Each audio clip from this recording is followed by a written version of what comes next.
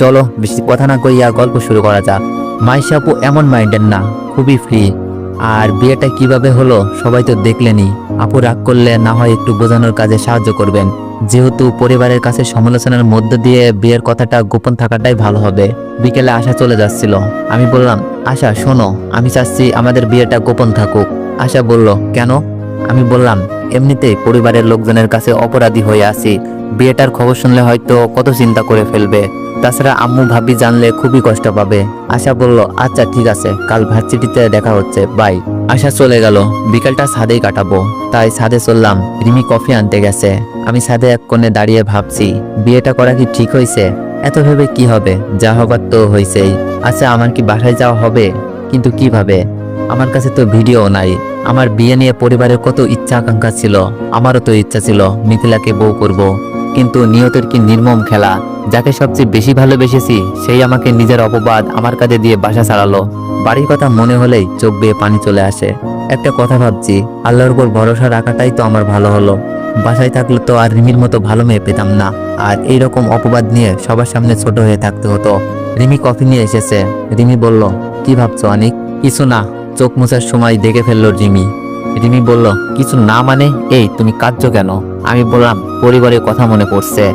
রিমি আমার হাত ধরে বলল, অনেক মন খারাপ করো না, দেখো সব ঠিক হয়ে যাবে। আমি বললাম, জানি না আমি আবার বাসায় ফিরবো কিনা, তবে আমার অপবাদটা যেন মিথ্যা প্রমাণ হয়। রিমি বলল, এটাই হবে, তুমি মন খারাপ করো না প্লিজ। রিমির সাথে ছাদে কিছুটা সময় কাটিয়ে রুমে এসে মোবাইল টিপছি আর ভাবছি আমার জীবনের ঘটনা গল্প আকারে দিব। হঠাৎ মোবাইল বেজে উঠলো। ভাবি ফোন দিয়েছে। হ্যালো ভাবি, কেমন আছো? ভাবি বলল, ভালো, তুমি কেমন আছো? আমি বললাম, ভালো। আম্মু আব্বু কেমন আছে? ভাবি বলল, ভালোই। অনেক জানো, মিথিলাকে আজ দেখতে এসেছিল। আমি কিছুটা খুশি হয়ে বললাম, পছন্দ করেছে? ভাবি বলল, মিথিলাকে দেখেছিল, তার পরিবারের অনেকেই পছন্দ করেছে। আগামী সপ্তাহে বিয়ে। আমি বললাম, শুনে খুশি হলাম, বিয়েটা ভালোভাবে হলেই হয়। আচ্ছা, ছেলে কি করে? যাই হোক, চাচাতো বোন, খবর তো নিতেই হয়। ভাবি বলল, ছেলে নাকি কক্সবাজারে কি ব্যবসা করে, সঠিক বলতে পারবো না, অনেক বড় লোকই মনে হয়। আমি বললাম, তাহলে তো ভালোই। আচ্ছা ভাবি, তোমার একটা কথা বলবো, প্রমিস করতে হবে, কাউকে বলবা না। ভাবি বলল, কি কথা? আমি বললাম, ভাবি তোমাকে বলেছিলাম না, আমাকে যে বাসায় আশ্রয় দিয়েছে সেই বাসায় একটা মেয়ে আছে না, নাম রিমি। ভাবি বলল, কেন, কি হয়েছে, প্রেমে পড়ে গেছো নাকি? না ভাবি, কাল রাতে বিয়ে করে ফেলেছি। আমার কথা শুনে ভাবি উত্তেজিত হয়ে বলল, বিয়ে করছো মানে, ভেগে গিয়ে নাকি?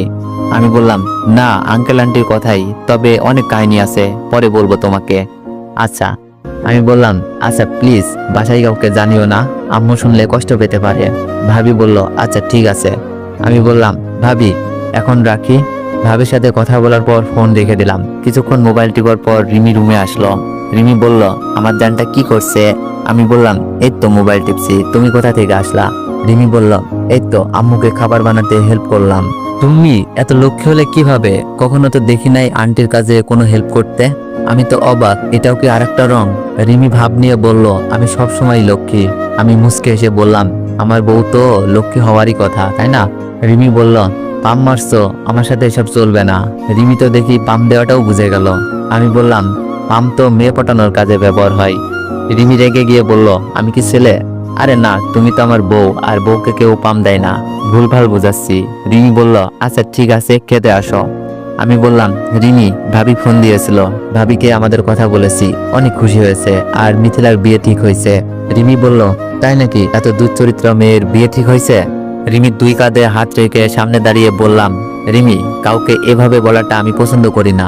তুমি এমন ভাষা করবা না আশা করি নাই, কারণ তুমি আমার স্ত্রী, আমি চাই তুমি আমার মতোই হবে। ত্যাগ দিতে শিখবে, মনে রাগ কন্ট্রোল করবে। রিমি বলল, আচ্ছা সরি, মিথিলার প্রতি অনেক রাগ তো তাই। আমি বললাম, বুঝেছি, আমি জানি আর এমন হবে না। রিমি বলল, কি করে ছেলে? আমি বললাম, অনেক বড় ব্যবসা করে কক্সবাজার। রিমি বলল, আচ্ছা বিয়ে কবে? আমি বললাম, আগামী সপ্তাহে নাকি, সঠিক বলতে পারছি না। রিমি বলল, ও আচ্ছা, খাবে চলো। খাবার টেবিলে আঙ্কেল আন্টির দিকে তাকিয়ে বললাম, আঙ্কেল আন্টি আমি দুঃখিত আপনাদের মনে কষ্ট দেওয়াতে। আন্টি বলল, আঙ্কেল আন্টি কে? হ্যাঁ, আব্বু আম্মু বলবা। আন্টির কথা শুনে চোখের কোণে পানি জমে গেল। কতটা ভালো মানুষ হলে একটা পরিবারহীন ছেলেকে মেয়ের সুখের জন্য নিজের বাসায় রেখে বিয়ে দেয়, আর এত অল্প সময়ে রাগ না করে ভালোবাসা দিচ্ছে। যাই হোক, আব্বু আম্মুর অভাব তো দূর হবে। আমি আস্তে করে বললাম, আচ্ছা। আঙ্কেল বলল, আর আমরা মনে কোনো কষ্ট পাই নাই, আমাদের মেয়ে যাকে পেয়ে সুখে থাকবে তাকেই পছন্দ করে নিয়েছে। আমরাই প্রথম ভুল করেছিলাম, টাকা পয়সা প্রতিষ্ঠিত পাত্র খুঁজে। আসলে এইসব কখনো কাউকে সুখী রাখতে পারে না। জীবনে একজন ভালো মানুষ প্রয়োজন। আমি মনে করি রিমি সঠিক কাউকে খুঁজে নিয়েছে। আসলে আঙ্কেল আন্টিকে আব্বু আম্মু বলাটা কেমন লজ্জা লাগছিল। এখন হয়তো আগের মতো আঙ্কেল আন্টিকে বলতে পারবো না, তাই কথাও তেমন বলতে পারবো না।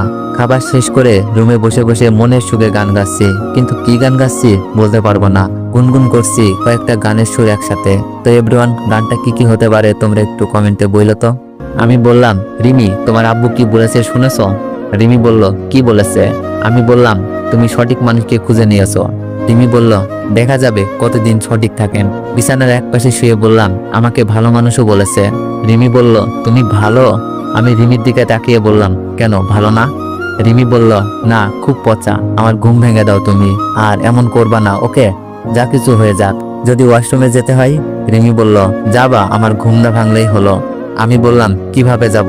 মাথাটা তো আমার বুকেই থাকে। তো গাইজ, এইগুলো শুনলে কেমন একটা বিয়ে বিয়ে ফিল পাওয়া যায়, তাই না? রিমি বলল, এটা পার্মানেন্টলি আমার, ওকে? এভাবে কেটে যাচ্ছে খুনসুটি, রাগ, অভিমান, ভালোবাসা। রিমি আমাকে অনেক কেয়ার করে। কাল মিথিলার বিয়ে, বাসায় থাকলে হয়তো আমি আনন্দটা করতাম, কিন্তু এখন আনন্দ করার জন্য কেউ নেই। পরিবারের লোকজনের মন ভালো নেই। বিয়েটা হয়তো সাদামাটাই হবে। আজ মাইশা আপু এসেছিল, মিথিলার বিয়েতে নাকি যাবে, আমিও নাকি একসাথে যেতে হবে। কিন্তু আমার যে ওই বাড়িতে যাওয়া মানা। মিথিলার সাথে এমন কিছু ঘটেছে, মাইশা আপু তো কিছুই জানে না, শুধু বলেছে চাচাতো বোনের বিয়েতে যাবে না। এত রাগ করছো তুমি, অনেক অনুরোধ। শেষে কাল যাব বলে মাইশা আপুকে বুঝালাম। মিথিলার বিয়েটা হয়তো হয়ে গেছে। ঘুমিয়েছিলাম, ফোনে মাইশা আপুর কল, রিসিভ করতেই কান্নার আওয়াজ। আমি বললাম, কি হয়েছে আপু, কাঁদছো কেন? আপুর কান্না যেন বিপদের সংকেত পাচ্ছি। আপুর কি কোনো কিছু হলো? মাইশা আপু কেঁদে কেঁদে বলল, অনেক, ভাইয়া অ্যাক্সিডেন্ট করেছে, হাসপাতালে নিয়ে যাওয়া হয়েছে। আমি বললাম, কিভাবে? মাইশা আপু বলল, কি জানো, কি জরুরি কাজে অফিসে যাচ্ছিল, কিছুক্ষণ আগে খবর আসে ভাইয়া গাড়ির বড় মালবাহী ট্রাকের সাথে ধাক্কা খায়। তারপর আমরা সেখানে এসে শুনি হাসপাতালে নিয়ে যাওয়া হয়েছে। আমরা সেখানেই যাচ্ছি, তুমি আসো। আমি বললাম, কোন হাসপাতাল? আপু হাসপাতালের নাম বলল। আমি বললাম, আপু মিথিলার বিয়ে হয়েছে ঠিকঠাক মতো? মাইশা আপু বলল, মিথিলা মনে হয় এতক্ষণে শ্বশুর বাড়িতে, আর তুমি বিয়েতে আসোনি কেন? আমি বললাম, পরে বলবো, দুলাভাইকে দেখতে যান, বেশি কিছু হয়েছে কিনা জানাবেন, ফোনটা রেখে দিই। যাই হোক, মিথিলার বিয়েটা ঠিকঠাক ভাবেই হয়ে গেছে, আর দুলাভাই মনে হয় তার পাপে শাস্তি পাচ্ছে। জানি না কি হয়েছে, তবে আল্লাহর দুনিয়ায় আল্লাহ কাউকে ছেড়ে দেয় না, ছাড়ও দেয় না। একদিন না একদিন তার পাপের শাস্তি পাবেই। হয়তো মিথিলাকে আল্লাহ মাফ করে দিয়েছে। হতে পারে মিথিলাকে তার দুলাভাই কোনোভাবে ব্ল্যাকমেল করছে, আবার তাদের অবৈধ সম্পর্ক থাকতে পারে। হয়তো সেই পাপের শাস্তি কিছু সময় পর পাবে। এখন রাত প্রায় 10টা। খাওয়া দাওয়া শেষ করে টিভি দেখছিলাম। আঙ্কেল, আন্টি, রিমি আর আমার পিস্তি শালাটা। আন্টি বলল, অনিক, শুনলাম তোমার চাচাতো বোন মিথিলার বিয়ে ঠিক হয়েছে। আমি বললাম, জি আন্টি, বিয়েটা ঠিকঠাক মতোই হয়েছে, কিন্তু মিথিলার দুলাভাই অ্যাক্সিডেন্ট করেছে। কি অবস্থা বলতে পারছি না। রিমি বলল, ও আচ্ছা, সুমি আপুর কাছে ফোন দাও। আমি বললাম, ভাবছি। আঙ্কেল বলল, দুলাভাই তার পাপের শাস্তি পাচ্ছে অনেক। তোমাকে বাসা থেকে বের করছিল না, দেখবে মানুষগুলোর কি হাল হয়। আমি বললাম, জি আঙ্কেল। টিভি দেখা শেষ করে আঙ্কেল আন্টির সাথে গল্প করে ঘুমাতে চলে আসলাম। বিছানায় বসে সুমি আপুকে ফোন দিলাম। হ্যালো অনেক, কেমন আছিস ভাই? সুমি আপু তো কান্না করার কথা, কিন্তু হেসে হেসে বলছে কেন? আমি বললাম, ভালো, শুনলাম দুলাভাই নাকি অ্যাক্সিডেন্ট করছে, কি অবস্থা এখন? আপু বলল, অবস্থার কি হবে, সব তার পাপের শাস্তি। আমি বললাম, কি হয়েছে? সুমি আপু বলল, পা দুটো ভেঙে গেছে, ডাক্তার বলেছে একেবারে অকেজ, আর কোনোদিন হাঁটতে পারবে না। আমি অবাক হয়ে বললাম, আপু তোমার তো কান্না করার কথা, কিন্তু তুমি এভাবে হেসে হেসে বলছো কেন? সুমি আপু হঠাৎই কেঁদে দিয়ে বলল, ভাই কান্নার কথা বলছিস? এই লোকটা মরে গেলেও যে আমার চোখে পানি আসবে না। এই লোকটা আমার আদরের ভাইকে বাসাছাড়া করেছে। আর ভাই দেখিস, মিথিলাও তার পাপের শাস্তি পাবে। আমি বললাম, কেঁদো না আপু, আমি সবাইকে মাফ করে দিয়েছি, আমি চাই আল্লাহ মাফ করুক। সুমি আপু কান্না করছিল আর বলছিল, না রে ভাই, আল্লাহ মাফ করুক এই দোয়া করিস না। শুধুমাত্র বাচ্চাটার জন্য সত্যটা জেনেও সংসার করছি, নয়তো সত্যটা জানার সাথে সাথে এই সংসার ত্যাগ করতাম। তুই জানিস, সবটা জানার পর মিথিলা আর তার দুলাভাইয়ের সাথে ভালোভাবে কথাও বলি না। আমি বললাম, আপু কান্না থামাও প্লিজ, তোমার কান্না যে আমি সহ্য করতে পারি না। সুমি আপু বলল, তাই তো মিথ্যা অপবাদ নিয়ে বাসা থেকে বেরিয়ে গেলি, তবে তুই চিন্তা করিস না, আমি তোকে আবার বাসায় ফিরিয়ে আনবো, সবাই সত্যটা জানবে। আমি বললাম, আচ্ছা আপু রাখি, ঘুমাবো। ফোন রেখে মাইশাপুর কাছে ফোন দিলাম, নয়তো আপু ভাববে এমন বিপদে আমি খবর নিই নাই, পরে রাগ করে বসবে। আমি বললাম, আপু দুলাভাইয়ের কি অবস্থা এখন? মাইশাপু কান্না করছিল আর বলছিল ভাই আর হাঁটতে পারবে না, পায়ের উপর দিয়ে বাসের চাকা চলে গেছে। আমি বললাম, কি করবেন আপু, সব নিয়তির খেলা, এখন আপনি কোথায়? মাইশাপু বলল, হাসপাতালেই আছি, তুমি তো আমার ভাইকে দেখতেও আসলা না। আমি বললাম, আপু এত রাতে কিভাবে যাব বলো, কাল সকালে আসবো, ভেবেছে একটু দেখে আসি, আমাকে দেখলে হয়তো পাপের আগুনটা আরো জ্বলবে। ফোন রেখে শুয়ে আছি, রিমি পাশ থেকে বলে উঠল, তুমি কি সত্যিই যাবে? আমি বললাম, সবার জন্য না হোক মাইশাপুর জন্য যেতে হবে। রিমি বলল, আমি কি যাব? আমি বললাম, কোনো দরকার নেই, আমি শুধু আপুর সাথে দেখা করেই চলে আসব। রিমি বলল, আচ্ছা ঠিক আছে। সকালে ঘুম থেকে উঠে ফ্রেশ হয়ে হাসপাতালে ছুটলাম। হাসপাতালে গিয়ে দেখি আশার আব্বু আম্মু মাইশা আপু আর আশার ভাইয়া দাঁড়িয়ে আছে। সুমি আপুকেও দেখতে পাচ্ছি, মনে হয় শাশুড়ির সাথে দাঁড়িয়ে আছে। আমাকে দেখে আশা এগিয়ে এসে বলল, কিরে তুই এখানে কেন এসেছিস? আমি ফিস করে বললাম, মাইশাপুর কারণে আসতে হলো। আশা বলল, ভালো করেছিস, তোদের বাসা থেকেও কেউ আসেনি? আশার আব্বু আম্মু অবাক হয়ে তাকিয়ে আছে। আমি আমার দুলাভাইকে দেখতে আসলাম, যে কিনা আমার জীবন ধ্বংস করতে চেয়েছিল। মাইশাপুর কাছে গিয়ে খোঁজ খবর নিলাম। সুমি আপু তো আমাকে দেখে কান্নার অবস্থা। এটা যে স্বামীর পাহারা কান্না না, ভালোভাবেই বুঝতে পারছি। সুমি আপু বাসায় কাউকে জানায়নি, তাই কেউ আসেনি। শুনেছি পাগুলো কেটে ফেলতে হবে, তারপর প্লাস্টিকের পা লাগাবে, আজ নাকি অপারেশন করানো হবে। আমি বিদায় নিয়ে বাসায় চলে আসব, কেউ আটকাতে চায়নি। শুধু মাইশা আপু বলেছিল, এখনই চলে যাবি নাকি? চলে আসার সময় আশাও আমার সাথে চলে এসেছে। রিকশায় বসে বাসার দিকে যাচ্ছি।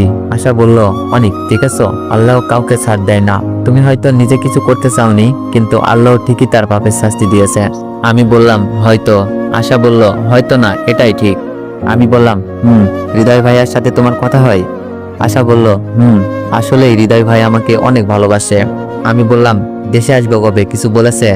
আশা হাস্যোজ্জ্বল মুখ নিয়ে বলল, না এখনই আসবে বলে মনে হয় না, বলেছে বাসায় বিয়ের কথা চললে নাকি জানাতে, তখনই আসবে আর আমাকে নিয়ে যাবে। আমি বললাম, তাহলে তো অনেক ভালো। আশা বলল, আমি বললাম, কিন্তু আশা তুমি জানো, আগে তো ভাবতাম আঙ্কেল আন্টি আমাকে আশ্রয় দিয়েছে আর আমার যাওয়ার কোনো জায়গাও নাই, কিন্তু এখন না, এখানে থাকতে ভালো লাগে না, মনে হয় যেন ঘর জামাই থাকছি। আশা বলল, ও এই ব্যাপার, তাহলে রিমিকে নিয়ে একটা ফ্ল্যাট নিয়ে থাকো। আশা কি না ভেবেই বলল। আমি বললাম, কিন্তু এত টাকা পাবো কোথায়? রিমির আব্বুর অফিসে চাকরি করে পাই 30,000 টাকা, আমার পড়ালেখা, ফ্ল্যাট ভাড়া, গ্যাসের বিল, বিদ্যুৎ বিল, খাওয়া সবকিছু মিলে কি সম্ভব বলো? আশা বলল, এটাও তো ভেবে দেখি নাই। আমি বললাম, আচ্ছা পরে কথা হবে, বাসায় চলে আসছি। আশা বলল, আচ্ছা। আশাকে নামিয়ে দিয়ে বাসায় চলে আসলাম। ফ্রেশ হয়ে এসে রুমে এসে দেখি রিমির হাতে শরবতের গ্লাস। রিমি শরবতের গ্লাস এগিয়ে দিয়ে বলল, কি ব্যাপার, এত জলদি চলে আসলে? গ্লাসটা হাতে নিয়ে বললাম, শুধু মাইশা আপুর সাথে দেখা করতে গিয়েছিলাম। রিমি বলল, ও আচ্ছা। শরবত খেয়ে শরীরে যেন সকল ক্লান্তি দূর হয়ে গেল। রিমির হাতে লেবুর শরবতের তুলনা হয় না, আর কিছু পারুক আর না পারুক, এটা রিমি ভালোভাবেই পারে। আমি বললাম, রিমি তোমার সাথে আমার একটা কথা আছে। রিমি বলল, কি কথা বলো? আমি বললাম, রিমি আমার না এখানে থাকতে ভালো লাগছে না, নিজেকে ঘর জামাই মনে হচ্ছে। রিমি বলল, কে শিখিয়ে দিয়েছে এইসব? ফিস করে বললাম, আমার অডিয়েন্সরা। রিমি বলল, কি বললে? আমি বললাম, না মানে বিয়ের পর তো মেয়েরা শ্বশুর বাড়ি যায়, আর আমি উল্টা শ্বশুর বাড়িতে আছি। রিমি বলল, আমার শ্বশুর বাড়ি থাকলে আমিও যেতাম, আর তুমি এখানে থাকবে না তো কোথায় থাকবে? আমি বললাম, চলো না আমরা কোথাও ভাড়া থাকি। রিমি বলল, কি বলছো তুমি? কত টাকা বেতন পাও? মাত্র 30,000 টাকা। এই টাকা দিয়ে কি চলা সম্ভব? আমি বললাম, একটু কষ্ট হবে, কিন্তু আমরা ঠিক পারবো। রিমি বলল, এখন এইসব চিন্তা বাদ দাও, যখন বড় চাকরি করবা আর আমি আমার স্বপ্ন পূরণ করব, তখন না হয় অন্য কোথাও যাব, এখন একটু কষ্ট করে থেকে যাও সোনা। কথাটা কিন্তু ঠিক, এখানে থেকে যে সুযোগ সুবিধা পাচ্ছি, নিজেরা চলতে গেলে হয়তো খেয়ে বাঁচতেই সমস্যায় পড়বো। আর রিমির লেখাপড়ার অনেক খরচ, আমারটা আমি চাকরির টাকাতেই চালিয়ে নিচ্ছি, কিন্তু রিমিরটা, তবে একটু বেতন বাড়াতে পারলে যাওয়া যায়। রিমি না হয় আঙ্কেলের টাকায় লেখাপড়া করলো, আমি নিজের টাকায় নিজের ভাড়া বাড়িতে। আমি বললাম, আচ্ছা ঠিক আছে। রিমি বলল, খেতে আসো, খাবার সময় হয়ে গেছে। আমি বললাম, আসছি। খাবার খেয়ে রুমে এসে শুয়ে আছি। কাল থেকে ভার্সিটি যাব, অনেকদিন যাওয়া হয়নি। সারাদিন নানা চিন্তা আর রাতে রিমির সাথে রোমান্স করতেই কেটে যায়। সকালে ফ্রেশ হয়ে ভার্সিটিতে গেলাম, রিমি আমার সাথেই। ভার্সিটিতে এসে রিমির ইচ্ছা ছাড়া কোনো কিছুই করতে পারছি না। তো আমার অডিয়েন্স যারা আছো, তারা ভুলেও ভাই আগে বিয়ে শাদী কইরো না ভাই, পড়ালেখা শেষ করার পরে কইরো, নাইলে কিন্তু এই সমস্যায় পড়বা। ফ্রেন্ড সার্কেলও বাধা, রাহুল, ফাহিম, ইভা, আশা, এছাড়া অন্য কারোর সাথে কথা বলার নিষেধ। ক্যাম্পাসে বসে সবাই আড্ডা দিছিলাম, পিছন থেকে কে যেন মেয়ে কণ্ঠে ডাক দিল, এটা অনিক না? মেয়েটি বলল, হাই অনিক, কেমন আছো? এদিক দিয়ে তো রিমির চোখে আগুন, সাথেই বসা ছিল রিমি। তো এভরিওয়ান, নেক্সট পার্ট খুব শীঘ্রই আসবে। আর যারা যারা এখনো চ্যানেলে নতুন আছো সবাই একটু সাবস্ক্রাইব করে দিও। ধন্যবাদ।